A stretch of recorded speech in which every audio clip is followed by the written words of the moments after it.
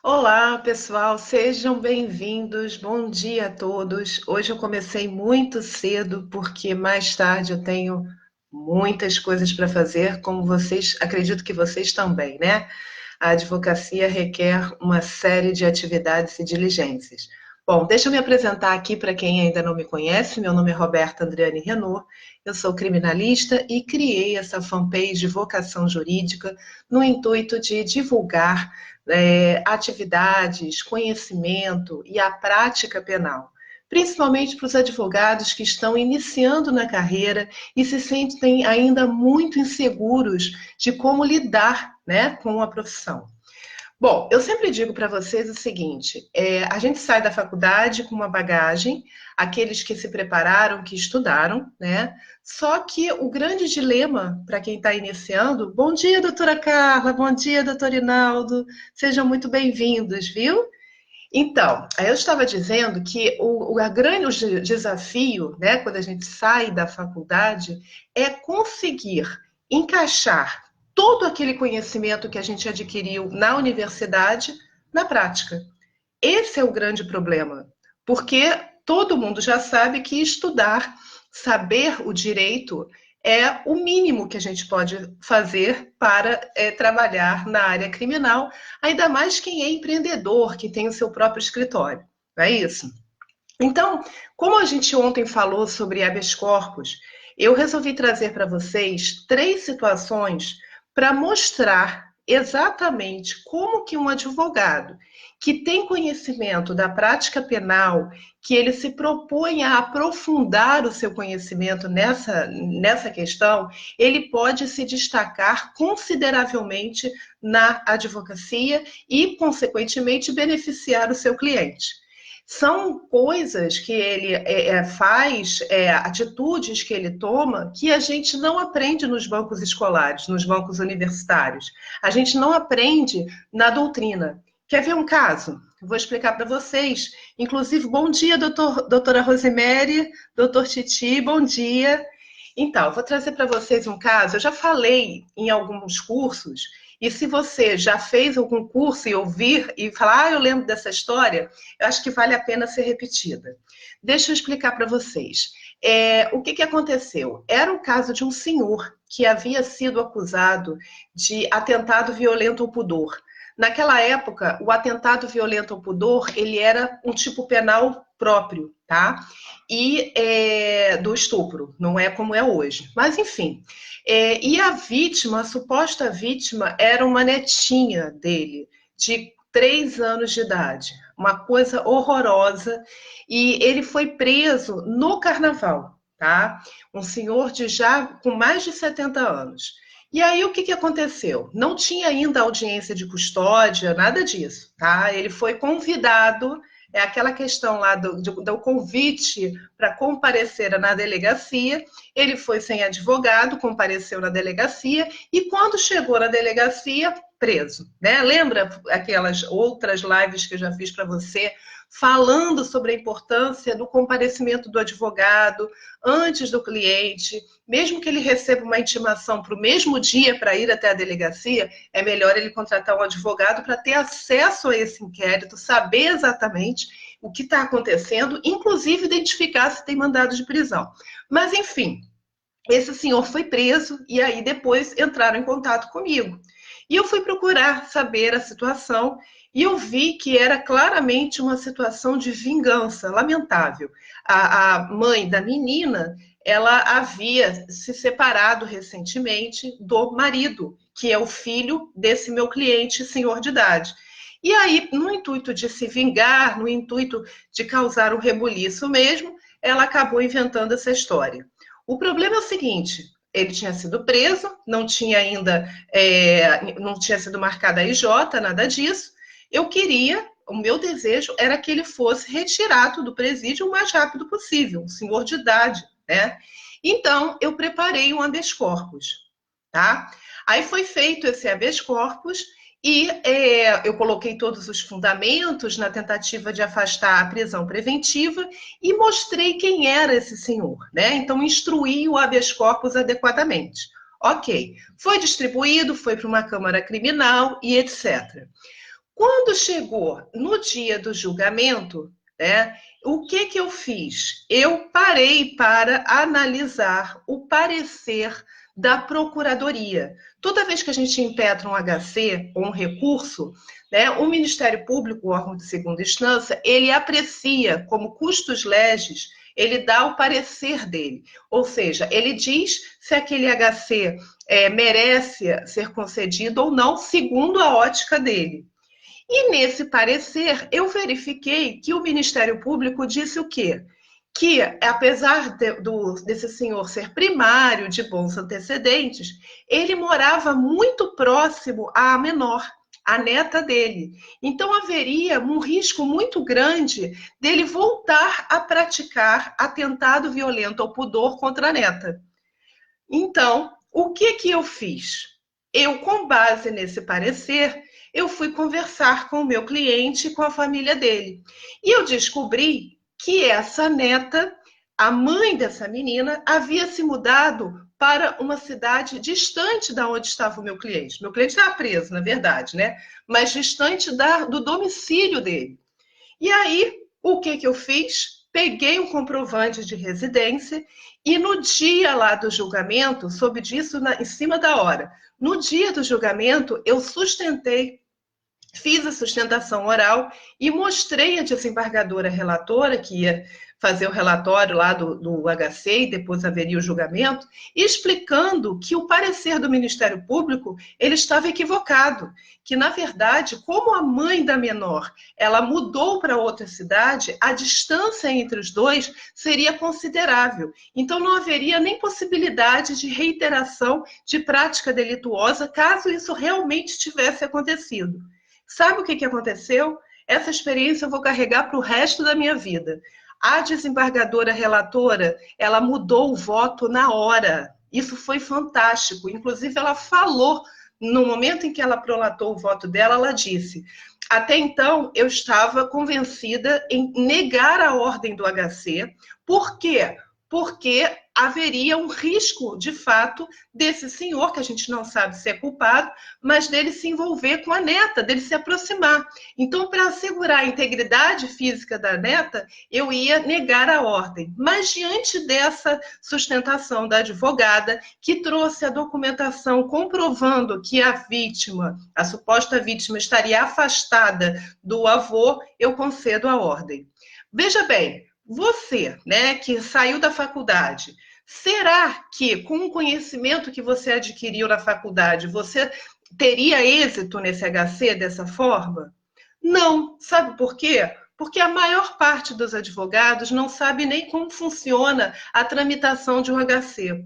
A maior parte dos advogados não sabe que existe a necessidade de a elaboração de um parecer do Ministério Público. Você só sabe disso se você se atentar ao regimento interno do tribunal, entender como funciona esse HC. Muita gente nem lê regimento interno.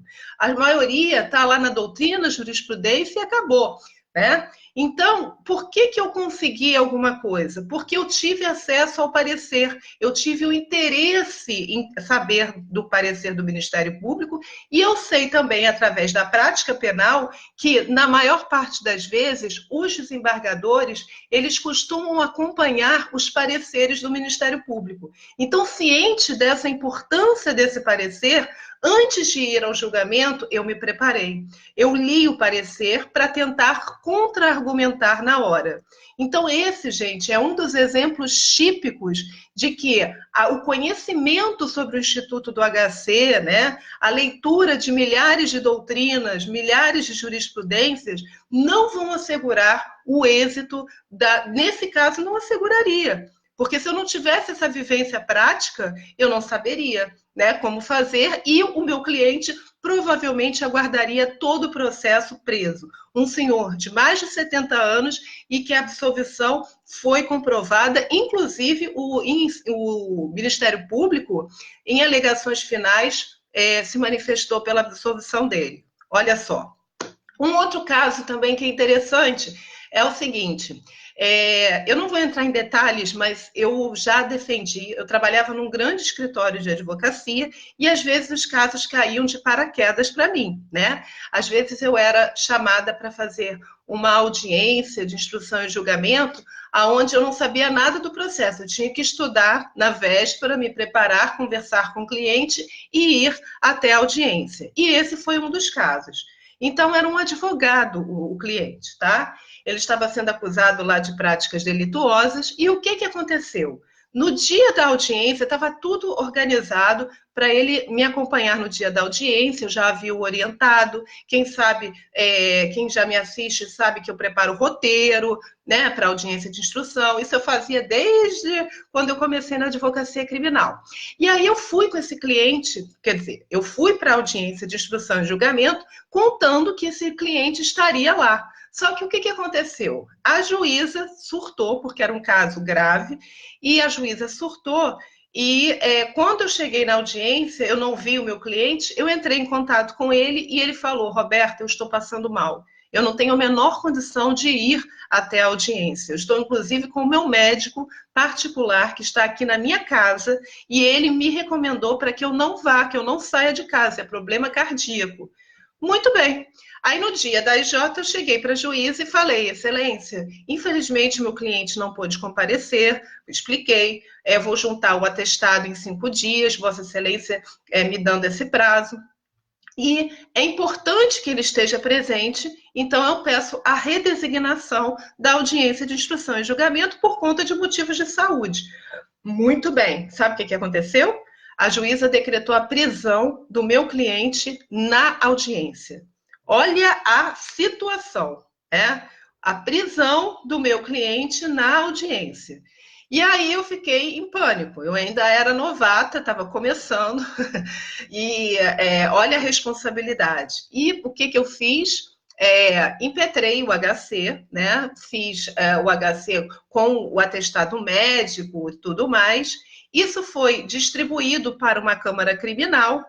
E muito antes do julgamento, eu fui despachar com o desembargador relator. Eu fui explicar para ele o que aconteceu, porque uma coisa é você ler o HC, um HC bem feito, um HC instruído. Outra coisa é um advogado que tem o dom da oratória, que está lá preparado, que se preparou para aquilo e vai conversar com o desembargador relator e expor toda a situação. Né? E aí eu fiz isso, tá? Fiz esse preparo todo, não vou nem explicar depois os detalhes da situação, porque não interessam aqui. O que eu quero mostrar é que a prática penal ela sempre se sobressai. No dia do julgamento, ele ficou, ele não estava preso, estava com a prisão decretada, mas não estava preso. No dia do julgamento, eu me apresentei novamente aí dessa vez para fazer a sustentação oral. Mas antes, o que eu fiz? Eu entreguei memoriais. Eu já falei isso aqui com vocês. Eu fiz um resumo do meu HC, como já tinha passado um tempo, e entreguei na porta de cada um dos desembargadores daquela Câmara Criminal. Eu queria que todos eles tivessem acesso ao caso antes do julgamento. Porque, caso contrário, quem tem acesso, já falei sobre isso também, é o relator e o revisor. Os demais que vão votar, eles ouvem, né, o caso, muitos não leem nada e só ficam sabendo no dia do julgamento. Então, o que eu fiz? Eu fiz esse resumo de 2 ou 3 folhas, porque o caso era simples mesmo, né? Na verdade, ele faltou audiência, não porque ele quis, por problemas de saúde. E entreguei na porta de cada um dos desembargadores. Conversei com eles nos gabinetes lá e, principalmente, conversei com o desembargador relator, lembrando do caso, que eu já havia falado com ele. E aí, sabe o que aconteceu? Na hora em que chamou para o julgamento o habeas corpus do meu cliente, o desembargador relator virou para mim: doutora, a senhora não precisa sustentar, eu estou satisfeito. Eu estou concedendo a ordem e eu vou mostrar para a senhora por quê. Ou seja, mais um exemplo de que a prática penal se sobressai do conhecimento apenas técnico da faculdade. eu, conhecedora, né, de que poderia fazer memoriais, de que é importante esse contato com os desembargadores, né, de que o meu cliente tinha razão, eu consegui expor a situação antes do julgamento e o desembargador já fez o voto todo preparado para o êxito e para a revogação da prisão preventiva. Tá? E o terceiro caso que eu quero passar para vocês, que é muito interessante também, e é uma pergunta muito frequente de vários advogados, é o seguinte: quando é decretada a prisão preventiva, né? Decretada, por exemplo, na audiência de custódia. Aí os advogados me perguntam: doutora, pelo amor de Deus, meu cliente foi preso em flagrante, teve a prisão preventiva decretada, o que que eu faço? Eu vou impetrar HC? Vou lá no plantão judiciário? Então, essas perguntas são perguntas de quem está afastado da prática, porque plantão judiciário é uma roleta russa. Dificilmente um juiz de plantão judiciário vai dar uma liminar em habeas corpus para conceder a liberdade do seu cliente. Isso é raro, até porque muitos plantonistas, né, juízes, desembargadores, eles nem são da área criminal. Então, eles sabem que aquele processo não vai ficar com eles. E o julgamento do HC, muito menos. Então, é claro que eles não vão se expor e conceder a ordem. Isso é raro. Então, a pessoa, às vezes, o advogado acha que ele está fazendo muita coisa, que ele, andando mais rápido, ele vai ter êxito, quando, na verdade, é o contrário. A gente tem que respirar, a gente recebe a pressão da família, a pressão do preso. Eu sei o quanto é difícil, né? Eu recebo telefonemas, às vezes, 2, 3 horas da manhã. Mas o advogado, ele tem que ter um equilíbrio emocional e ele tem que saber exatamente o momento em que ele vai mexer a peça, em que ele vai fazer o que deve ser feito. E HC em plantonista, muitas vezes, é um ato de desespero. Então, o que acontece? Depois da audiência de custódia, o advogado não sabe, ele acha que ele tem que impetrar o HC. Não, ele pode muito bem fazer o quê?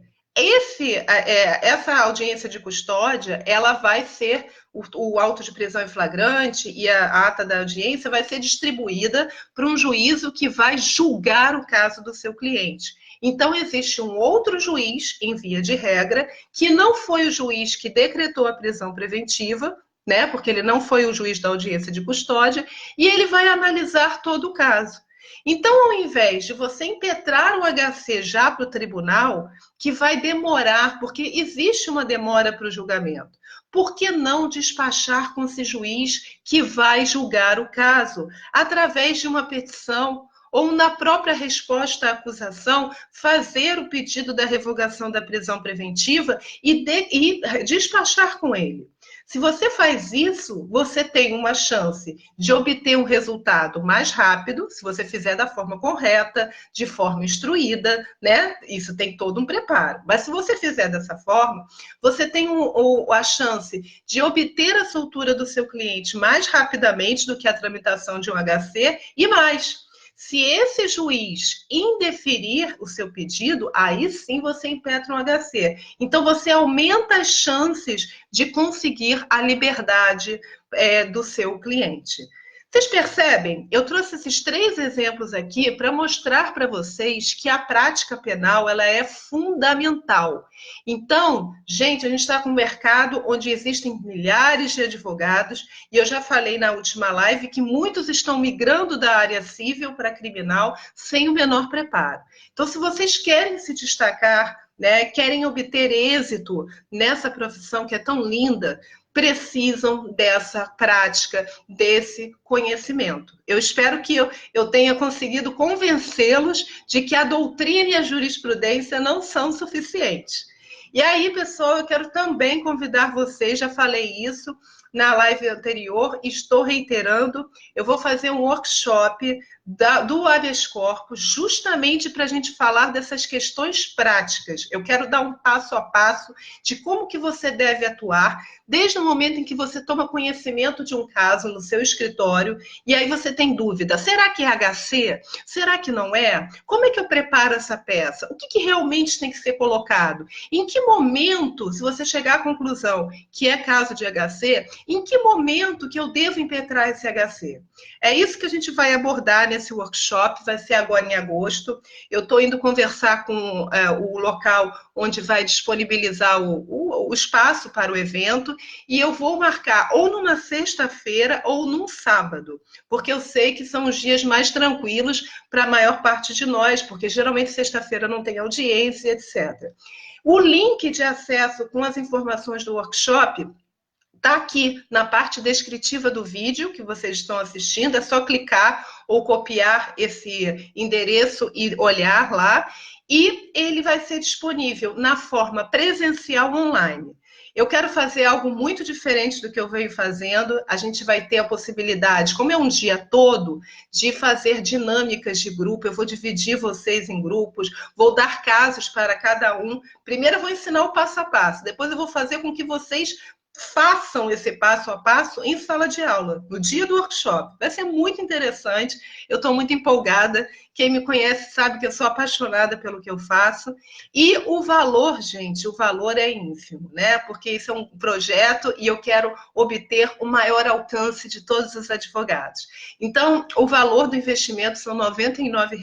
Quer dizer, qualquer pessoa tem condições de arcar. Eu sei que a gente está num momento de dificuldade financeira e é por isso que eu trouxe nesse valor com muito carinho. Tá bom? Então é isso, eu vou encerrando a live por aqui, agradecendo de coração pela participação de todos, fico muito feliz, espero ter contribuído um pouquinho para o conhecimento de vocês sobre HC e a gente se vê na próxima live. Ó, beijo grande para todo mundo, fiquem com Deus. Tchau!